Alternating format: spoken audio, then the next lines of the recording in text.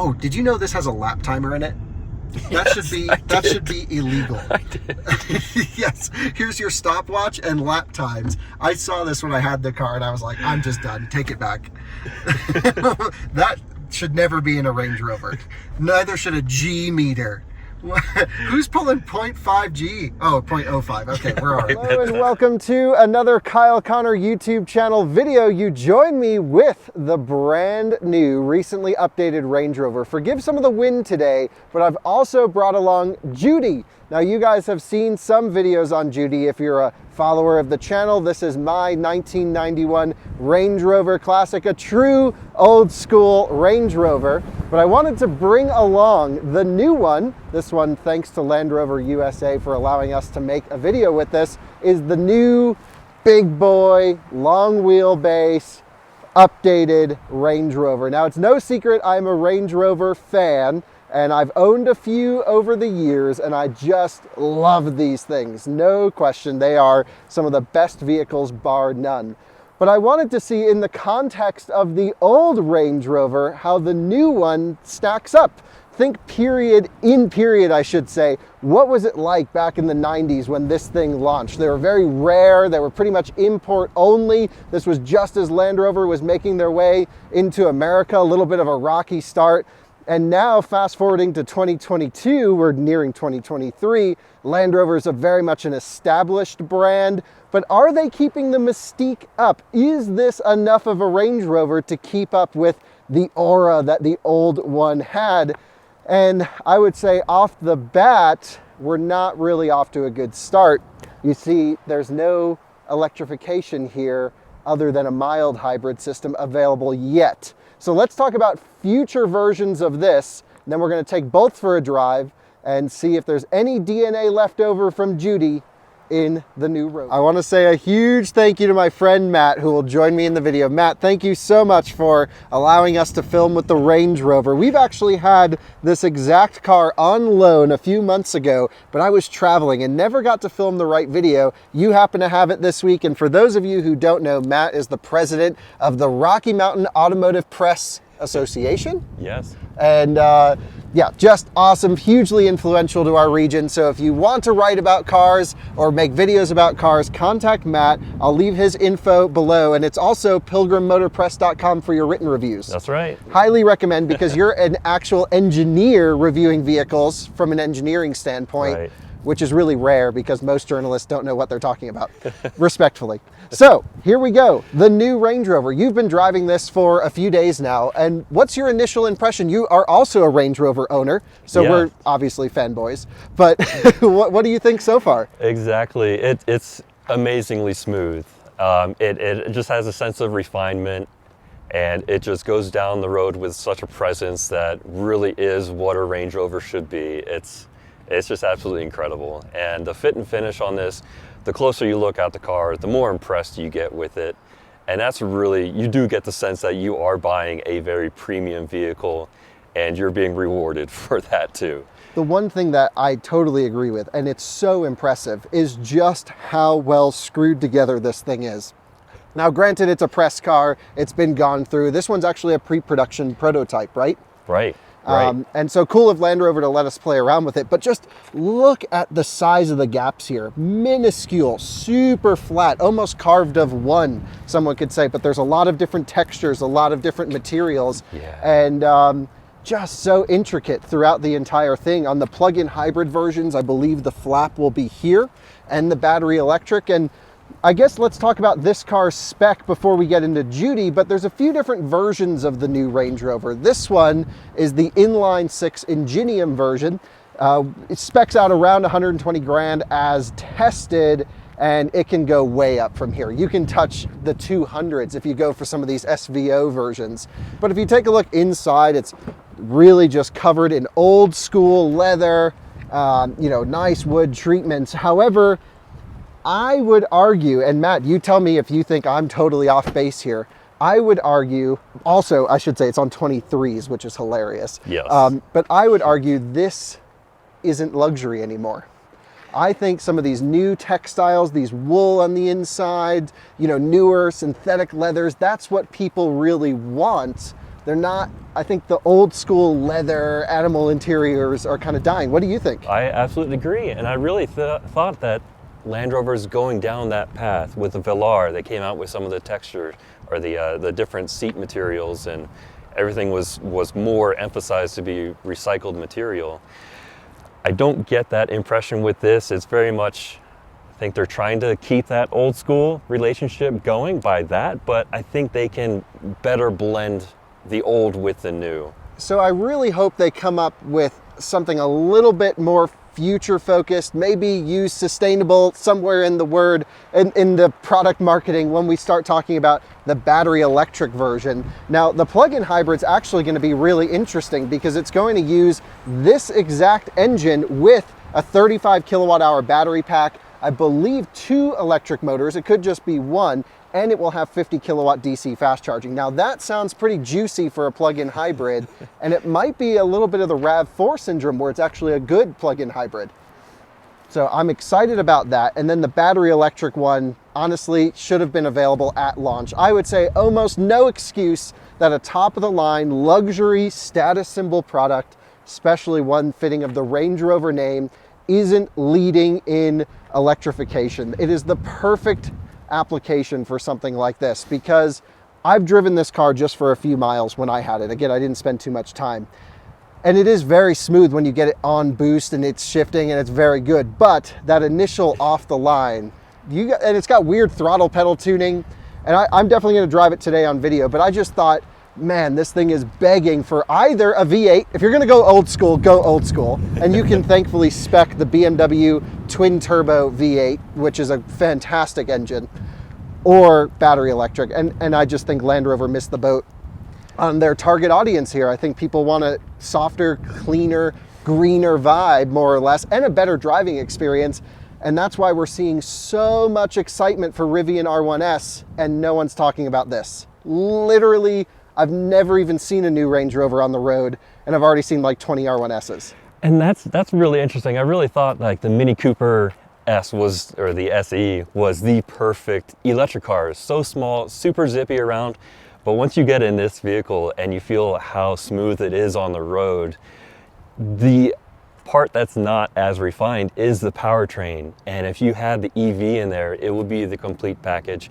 And it would add so much more prestige to it. I mean, it would just go above the Mercedes GLS or even the G series. Yeah, so totally agree. Because the GLS, I think, is still peak combustion SUV. That thing rocks. Yeah. It is so good. Yes. And then let's go back in time. So this was never intended to be a class leader of technology. S-Class was always way more advanced. The crazy thing to think about was this Range Rover, towards the end of its life cycle, was on sale at the same time that laser and radar cruise control was going into some of the latest Mercedes. So really not a class-leading vehicle from a technological perspective.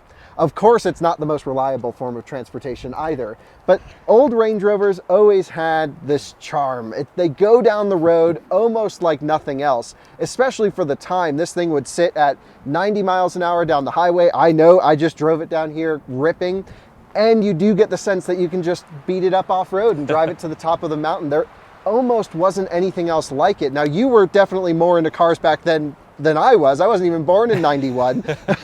What was this like when the Range Rover was out? Did you even see them? I mean, I didn't see too many of these, but you just pick up an old magazine, car magazine that we used to read, and any sort of off-road competition with the Grand Cherokees as they were coming out, this was just unstoppable. I mean, the price was just off the radar of anything, but the performance, on-road comfortableness, and the off-road worthiness was just outrageous. I mean, coil spring suspension, permanent all-wheel drive, four-wheel drive with the low range in there. It's just what you would really want, and the clearance angles on everything, it's just impressively capable off-road. And I guess that's where I'm struggling with the new Range Rover. This was the default winner. Yes, it was expensive. Yes, you paid up for it, but you also got the prestige of paying up for it, and it was a bit of a status symbol. I'm not so sure this is the status symbol people want anymore. It was so interesting when this came out, there was really nothing else like it. So it was Land Rover being Land Rover, and it was very much a status symbol. Now we have so many different luxury SUVs that can use all the electronic systems to gain that level of off-road capability. And granted, this one is really amazing. I had it just going over a V ditch yesterday, and you can see how well the front suspension is able to flex, and yet on the road is just sublime. So it really does take to heart its heritage, but at the time, this one really had no other competitors. Well, what do you say we take both of them for a drive? I think we should probably start with Judy. I want you to drive Judy, and then we'll jump in the new one, and we'll see if there's any DNA left over. And maybe if there's not, that's a good thing, because we might actually make it through a drive without breaking down in the new one, potentially. But also, I think it's important to see, like, what have they improved upon in the 30 years since this car came out? Well, it's actually 50, 60 years since this car came out, but since this example was produced, and you know, sort of what have they retained? So, yeah, let's jump in Judy. Let's go for a cruise, old school 3.8 liter V8 automatic. Go for a rip. Armrests. And it's still got the little twisty thing. Yeah, it still works nice. Yeah. This is something we'll point out in the new one where okay. The armrests are not quite as nice. Oh, bummer. I know. I need to get you the keys to Judy. And you're actually the first person to ever drive her. Really? Yeah, since I've owned her, other than like Oh my service personnel. Wow. No one's ever asked to drive it. I don't know really why. Oh my gosh, it's probably terrifying. Yeah, It's like, it's I'm gonna be liable for what No, happens. if anything happens, I will cover it. You're not liable. I mean, here we go. Push rod V8, just absolutely amazing. I think this engine dates back to the 50s. Yes, basic pretty design. much. They bought it from Buick. Yes, that's So right. It's just outrageous, but I mean, you can't beat just the low RPM torque that these things have, And this is the first year they included ABS with the super high pressure pump. Ooh, so the brake pedal's like nice and firm, and nice. so it's almost like GT3 RS brake pedal. Okay. It's pretty cool. And then Yeah. you got your 4-speed, of course, torque converter lockup at about 53 miles an hour. Always feels like a gear shift, but Okay, yeah, it's got so loose on the torque Sure. converter. Yeah, sure. Same. Even with mine, the torque converter is very much in play. Yes, it always actually hurts me a little bit. Yeah, I know. That's why I like to do a lot of manual shifting. Yes, is that's what I so do with this. I'm not just like riding the torque converter. just Yep, having I it always spin like lock it crazy. out at fourth around town. Yeah. But we're gonna leave the new girl there, and yeah, let's head out for a cruise in Judy. Love this. So after driving the new one, the driving position. Oh, well, here's the thing. So this is the first model Range Rover where they actually have the front quarter glass. Okay. So most of the time with the windshield is so steep that they can just get away with just having the door match up right there. Right, but the new one has the It has glass. that quarter glass. So it is a little bit different. You don't quite get the on top of everything experience, but still visibility is really, really, really good. You don't feel like you're piloting such a huge vehicle as it actually is. Sure. But I mean, nothing beats the classic Range Rovers with those pointed front hood corners. I love that so much. That is just classic. That is just absolutely classic. I haven't taken this off-road yet, but I definitely intend to, and Yeah. probably not like wheeling it. I don't want to break her, but No. just like little adventures here Yeah. and there. But That's basically no squeaks or rattles in this thing. just incredible. Yeah, transmission's a little clunky from time to time, but I think that's just how they kind of were. And the steering wheel is another big part of the Range Rover. Is just it's nice thick steering wheel. Yep. And it's just great to hold on to. Totally agree. Well, let's get out on the road, and then I'm curious to hear your thoughts when we start cruising. Love that V8 sound. Judy's working hard, climbing the hill right now. Yeah.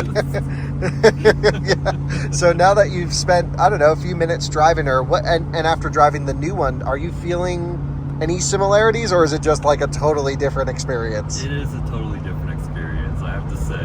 I mean, there's a prestige of, yeah, I'm driving a Range Rover.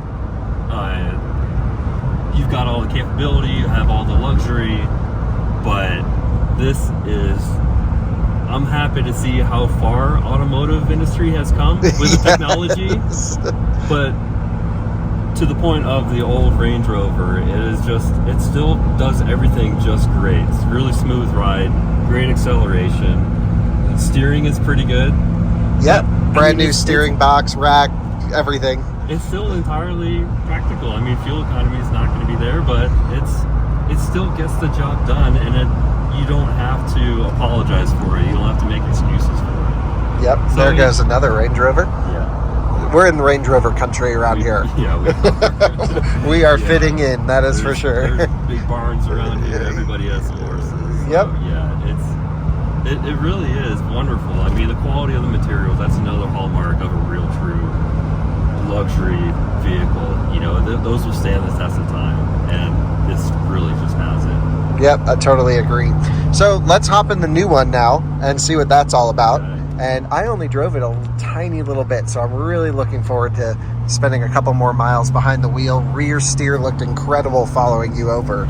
So let's go give that a go. And there's another Range Rover, an L322 Gen, which is my favorite, pre-LCI. I'd go a non-supercharged one in that sort of green color. Yes. Because it's with the 5-spoke, thick wheels, like them a lot. Yeah. Why are Range Rovers so good? They really kill us because they're quite expensive. They are. You just can't help love what you love. That's right. Now you join us in the new Range Rover. First of all, the smell. It's a very old school smell. A nice one, though. This does smell of quality.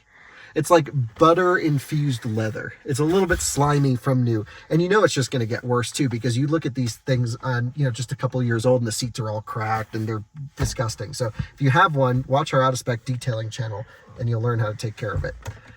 Start button in the center. Starts up. They always do a really aggressive cold start and then just fall off the revs. So they get the cats real warm. While it's doing that, we have the new Pivi Pro system. This is the big screen, but it's in like super dark mode. So what's up with that? There we go. Auto brightness, haptic theme, no thanks. Haptic feedback. Lots of good stuff in here. Actually, a big fan of this system. I think surprisingly Land Rover actually gets a lot of this stuff right. And yeah, it's all good. You can adjust the ride height if you go here to vehicle. We're just going to go to normal ride height, but I'm going to take it off the parking pause so it doesn't just fall on its suspension. And we're going to go for a cruise. So instantly, you do get a bit of the Range Rover feel, I think, with this out the front. But Matt, as you pointed out, there's no, what did you call them? The little pointed hood things? Yeah, little corners on the hoods. Yeah. It's not as good as Judy, but the rear steer is incredible. And just the way how light the steering is, but it feels like you're moving a cruise ship, is a very premium feeling. And it's so unbelievably smooth. It is amazing. This is Range Rovers. You can cruise at 5 miles per hour and just enjoy yourself. And this one has that feel to it. And that's the mark of a good car, in my opinion, because you're appreciating the small bits of quality around. Like, for example, I can pull this and I can adjust fan speed, or I can push it and I can go heated seat or cooled seats, which is pretty cool. So I can go boom, now I got cooled seats. And over here the I-Pace is very similar to this, and they use a lot of the same tech, of course. Technology from an off-roading perspective is really high here. You can spec locking differentials. It has the full terrain response mode with auto mode, which I really like. If I pull it out of auto mode, I can just lock it in comfort, which is what we're in right now. And of course, just a million different selections for on and off-road. Right. Oh, did you know this has a lap timer in it? That should be illegal. Yes. Here's your stopwatch and lap times. I saw this when I had the car and I was like, I'm just done. Take it back. That should never be in a Range Rover. Neither should a G meter. Who's pulling 0.5 G? Oh, 0.05. Okay, we're all right. That's everybody right there. Yeah. Right. Yeah, that's a bit wild. But then, of course, you get your configurable terrain response, which I like this because you can go like full sporty drivetrain, lock the diff, and then like comfort suspension. which is kind of nice. And then of course just all the good data here, and it's so smooth over these bumps. And to me, really the big thing is, I've been saying that the Rivian R1S is the Range Rover of today because it's class leading, there's nothing else like it on the market, and it's a bit of an off-roady, adventurous feel. This, I don't get in this and say, I want to go climb a mountain. I go, okay, let's go to the business meeting. And unfortunately, I guess it's a bit unfortunate. And the fact that we needed 3,500 RPMs just to get up this little hill, also a bit unfortunate. It really needs the V8. But let's do a little, well, we'll let it warm up before we really rip on it. But there's also a cool LR4 up here that's on some nice off-roading, aggressive wheels. What's your opinion of those, Matt? I like them. V8 one right there, looks good. Yeah, when they switched to just the supercharged V6, it definitely lost a little bit in my mind. But yeah, the chassis is very similar to my Range Rover Sport, L320. So absolutely super strong combination of a body on frame plus a unibody chassis. So right. It's like a double chassis. Yeah, it's pretty cool. You never have to worry about overdoing it off-road with those. Pretty impressive. And I just had the thought too, it's like almost like the new Defender fills the place of the old Range Rover, because that's where you get a little bit of the rough and tough look. And also this is a 7-seater, which should not be legal in a full-size Range Rover. They always said it should just be 5 seats, because if you want kids, you buy the Discovery. So they're really designing this based off of focus groups and not off of their true brand identity. And I just get that feeling everywhere in here, where I really like the last gen Range Rover. The L322 is great. The P38, not so into that one. But then you have the Classics, which are great. So it's like generational hits and misses. I really hope they learn from this one, because there's a lot of good here. From, just ride quality is probably better than almost anything else I've been in a very long time. NVH is incredible. But then they really need to work on driver assistance tech. They really need to work on powertrains. I'd love to drive the V8. I have not sampled the V8 yet, but yeah, let's get it out on the main road, and then I'll give you my final impressions of the new Range Rover and see how it stacks up against the old Judy. So far, this is a lot nicer.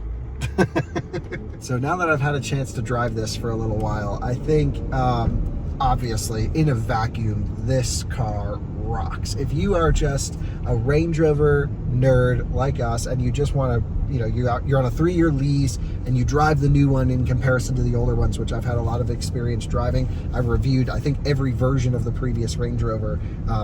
If you're curious in those videos, just look them up. And if you drive this, you're like, oh well, incredible leaps and bounds in build quality, in suspension tuning, in steering with that rear steer, in the infotainment with Pivi Pro.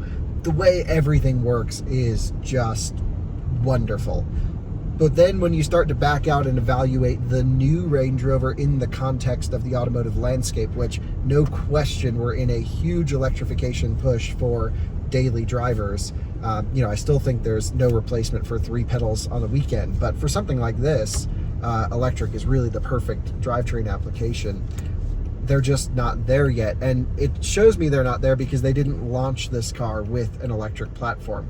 And I kind of hate to say it, but I think BMW actually got it right with the i7, launching the 7 Series as an electric vehicle with combustion coming afterwards.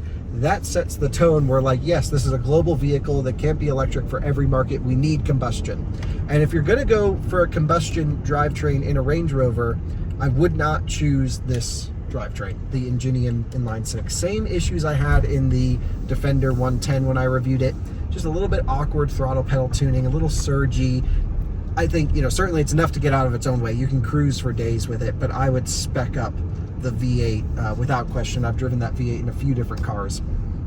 Or just wait for the plug-in hybrid. That could be a really interesting thing. I've been actually thinking about running a plug-in hybrid because I'm kind of a PHEV hater, if you will. I've been thinking about running the plug-in hybrid for a year and just seeing how much gas I use versus how much electric.